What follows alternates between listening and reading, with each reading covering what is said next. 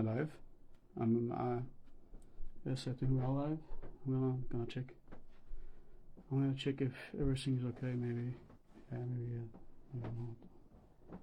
Yet I'm thinking we are live. Yes. مرحبا جماعة. هون أنس. بدي أحكي بس مباشرة سريع عشان ننهي هذا الموضوع.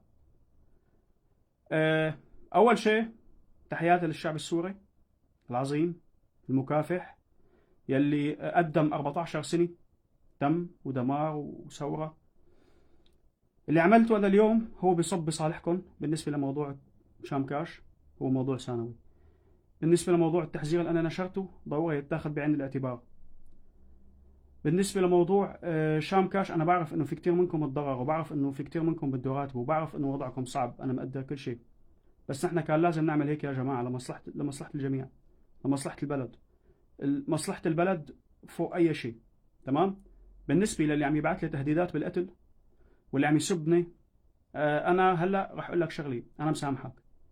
ما رح اتخذ أي إجراء ضدكم، ما رح لاحقكم، لأنه أنا الشغل اللي اشتغلته شغل قانوني 100%. التوقيف أنا وقفت الدومين عن طريق الهوستيجر، عن طريق هوستيجر بعد ما وثقت كل شيء، لأنه أنا أنس هي شغلتي. أنا مو بس بشتغل أنا بشتغل هذا الأمر لصالح ألمانيا، لصالح الدولة اللي هون كمان.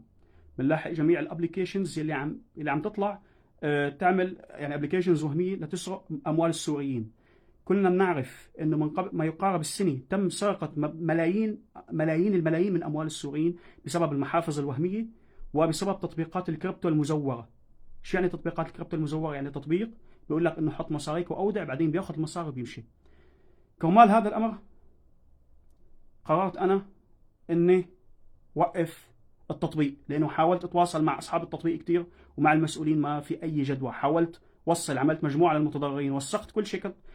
البروتوكول اللي بشتغل فيه بالعادي، تمام، البروتوكول اللي انا بشتغل فيه، انا مسقط ابلكيشنز وهميه ليوم الابلكيشنز. شام كاش اتس نوت ذا فيرست اب مان، اتس نوت ذا فيرست اب، مش التطبيق الاول. مسقط ابلكيشنز قبله كتير، لانه هاي الابلكيشنز عم بتسبب ضرر لناس. انا بعرف انه الناس اللي بدها تفوت بهيك شغلات عم تحط كل ما فيها وبعدين عم تخسر مصاريها، وفي ناس ياما انتحرت لانه خسرت مصاريها. تمام؟ انا ما بدي يصير فيكم هذا الشيء. شعبنا مكلوم. شعبنا اذا بيخسر ال$100 رح يبكي عليها. في احد التعليقات في وحده قالت لي زعلت على جوزي يومين خسر $150 ما عادش تجمد الحساب. انا اللي عملته اثبات، لانه انا نبهت اكثر من مره ونشرت وقلت انه يا جماعه رجعوا حقوق الناس. بتتصلوا عليها تليفون كلهم، انتم معكم تليفوناتكم، انتم بتعرفوا مين المظلوم وبتعرفوا مين الظالم. وانا نشرت قائمه الاسماء الظالمين، بعد انا جبتهم. تمام؟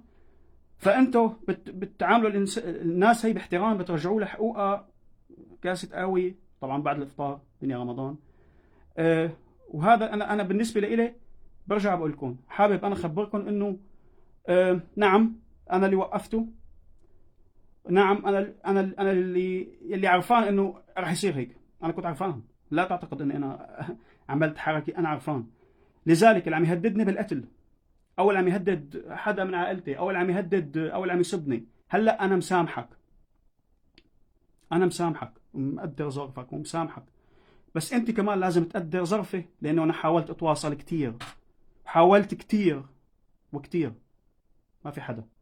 لازم فاضطريت اني اعمل هيك لاحميكم. لا تودعوا اي مصاري بالابليكيشنز ارجوكم. عم يوصلكم رواتبكم فهمان، عم تدفعوا فواتير اكثر من هيك، لا تعملوا. ارجوكم لا تدخروا. ارجوكم، التطبيق مش امن. انا اللي عملته نكش الدبوس، وغالبا اللي تعرضوا للسرقه تعرضوا بسبب سرقات بالابليكيشنز.